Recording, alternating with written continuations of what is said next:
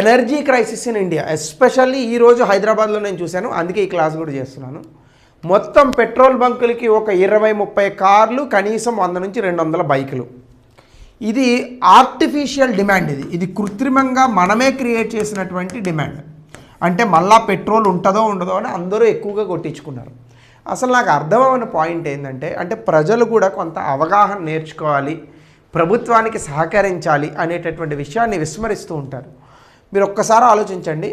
ఇప్పుడు ఒక కారు ఉంది, హార్డ్లీ మీ కార్లో ఎంత పెట్రోల్ పడుతుంది? ఒక 40 లీటర్ల నుంచి depending on the car capacity 50 లీటర్ల వరకు పడుతుంది. సో 40 లీటర్లు తీసుకుంటే ఆ car with in the city కాబట్టి మీకు ఒక 10-12 మైలేజ్ వస్తుంది. పోనీ 12 వేద్దాం, 480 కిలోమీటర్లు.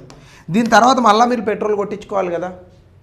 సో ఇప్పుడే అందరూ ట్యాంక్ ఫుల్ చేయించుకుంటే ఆర్టిఫిషియల్గా డిమాండ్ అనేది క్రియేట్ అవ్వదా? సరే 40 లీటర్లు కాదు, 40 లీటర్లు కొట్టించినారు, వారం రోజుల తర్వాత పెట్రోల్ అయిపోయింది అనుకో, అప్పుడైనా కార్ని ఇంట్లో పెట్టాలి కదా మనము. సరే కనీసం మనము ఆలోచిస్తూ కేవలం 20 లీటర్లే కొట్టించుకుంటే దీనివల్ల మనకు వచ్చే ప్రమాదం ఏముంది? 480 కిలోమీటర్ల బదులు 240 కిలోమీటర్లు తిరుగుతుంది కారు. సో స్టిల్ మీరు ఇంకొక 4 రోజుల తర్వాత పెట్రోల్ లేదనుకోండి, అప్పుడైనా ఇంట్లోనే పెట్టాలి. సో ఎనర్జీ క్రైసిస్ వస్తే ఎట్లయినా మన కార్లు పనికిరావు. అదే కదా కాన్సెప్ట్. కానీ ఇప్పుడు ఈ ఆర్టిఫిషియల్ డిమాండ్ రావడానికి కారణమైంది, మనము 2019-20 సమయంలో కోవిడ్ సందర్భంలో ఎటువంటి క్రైసిస్ని ఎదుర్కొన్నామో అటువంటి క్రైసిసే ఇప్పుడు మనం చూస్తున్నామని ఒక వ్యాఖ్య చేశారు. అంటే వెంటనే ఇంకా మీడియా ఛానల్స్ మొదలుపెట్టినాయి, లాక్డౌన్ పడుతుందా అంటే. ఎందుకంటే లాస్ట్ ఇయర్ కూడా మనకి, లాస్ట్ ఇయర్ అంటే నా ఉద్దేశంలో కోవిడ్ వచ్చిన సందర్భంలో మార్చి 24వ తారీఖునే లాక్డౌన్ పెట్టారు. మీకు బాగా గుర్తుండుంటే, నాకైతే బాగా గుర్తుండే, అప్పుడు కూడా నేను ఆన్లైన్ క్లాసులు చేశాను. 2020 మార్చి 24 కరెక్ట్గా లాక్డౌన్ పెట్టింది.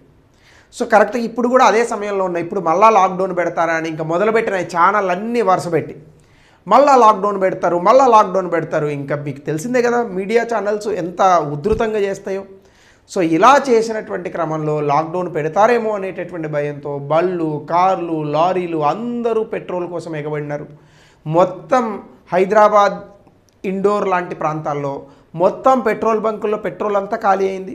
క్లియర్గా పెట్రోలియంకి సంబంధించినటువంటి అథారిటీస్, హెచ్పి, హిందుస్థాన్ పెట్రోలియం ఇలాంటి వాళ్ళు పెట్రోల్ షార్టేజ్ లేదు, దయచేసి కృత్రిమంగా ఈ యొక్క షార్టేజ్ని తీసుకురావద్దు అని బోర్డులు పెట్టినా కూడా వినిపించుకోలేదు.